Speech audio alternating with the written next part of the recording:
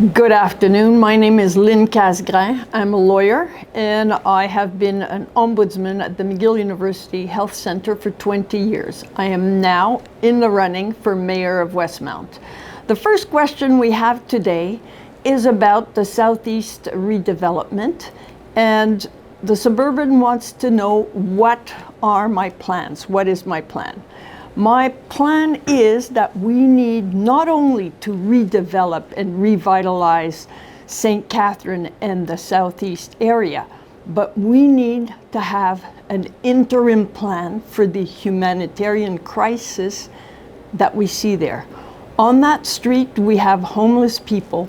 We have people who sometimes commit crimes. We have place that is scary sometimes at night, and we need to clean that place up. Yes, there will be a redevelopment. It has been voted. There will be high rises. But between now and the time when there's the first shovel hits the ground, we need to have a plan. So my interim plan is, let's address the homelessness and the humanitarian crisis that we have there. We will address this humanitarian crisis with the partners and the collaborators and the stakeholders that we have in this city. For instance, we have the CIUS du Centre-Ouest, the CIUS du Centre-Sud, and McGill University Health Center, which actually have mental health issue, social workers that can help in order to address the issue of the homelessness and with the mental health issues. So once we have that, let's clean the street.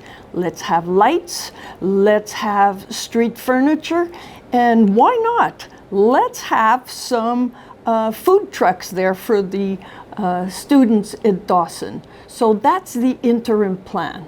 Now, in terms of the high rises, well, let's see if our PAC, our committee that actually gives permits, can ensure that the buildings that will be built there by those developers, those high rises, will respect as much as possible the human scale of Westmount and the built heritage of Westmount. So that is my plan for the Southeast sector. Thank you.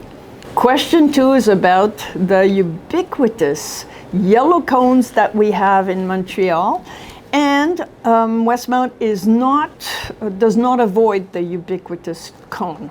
So what is the solution? First of all, one of the reasons why we have the ubiquitous cone, orange cone in Westmount, is because this previous council, the council that is exiting at this moment, actually has decided to redo all the streets at the same time. They have just redone Sherbrooke, maybe 2 weeks ago, 3 weeks ago, that construction was over. They're now redoing Claremont, and not all the way down to Sherbrooke either.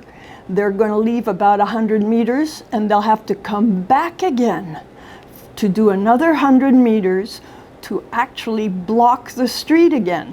What an inconvenience, and what a loss of synergy. Loss of taking advantage of the fact that the road has already been dug up. Unfortunately, that's bad planning. We also have on the boulevard stairs that are being done around Roslyn. That's also a cause for yellow cones. And we have Green Avenue being redone, another cause for cones. Now, we can't blame the last council for the Green Avenue construction, but we can certainly ask ourselves, why all this construction at the very last part of this council? So the solution is much better planning, not doing it all at the same time. Question number 3, with the Israeli consulate located in Westmount, what security precautions would you put in place when protests occur? Well, the first thing is, if there can be a warning sign, because we have public security officers in that area. So we know, we can see when a protest is coming. Can we warn the residents right away? Can we immediately contact the police? Because the police is not always there. We need to look at how the police enforces the rights of peaceful assembly, the rights of citizens to go in and out of their houses.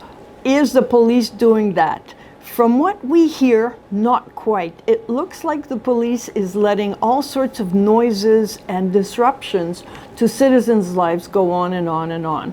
And I understand that we need to balance freedom of expression, freedom of assembly, with the rights of citizens to have a peaceful entry into their house and a peaceful life, and the rights of merchants as well, to be able to have their restaurants function properly. So apart from warning the citizens, I think the first thing I do when I'm mayor is speak to the new mayor of Montreal and speak to the police chief, Mr. Fadi, because those two are instrumental in ensuring that the rights of our citizens and the security of our citizens is not compromised. I also intend to contact le ministre des Affaires publiques, de la Sécurité publique, in order to discuss with him the issues. And finally, I think we need to look at best practices. Surely there are other cities in North America, perhaps even in Europe, but certainly in North America, that may be affected. We are a small suburb and we do not have place for large demonstrations or even loud demonstrations in our city, because it's a city where it is residential and commercial at the same time. We don't have Place Victoria. We don't have big parks or areas of that kind. So those are the measures I would take. Inform the citizens and warn them when there is a demonstration. Ensure that police respects the right of citizens to go in and out of their houses. Get onto the Aglo Council for Security, if possible, and lobby with the new mayor of Montreal and lobby with the ministre de la Sécurité publique. Thank you to the Suburban for giving us this opportunity, us meaning the mayoral candidates of Westmount, for giving us this opportunity to tell our citizens what issues we want to tackle and what our vision is. So my vision for Westmount is based on 3 pillars.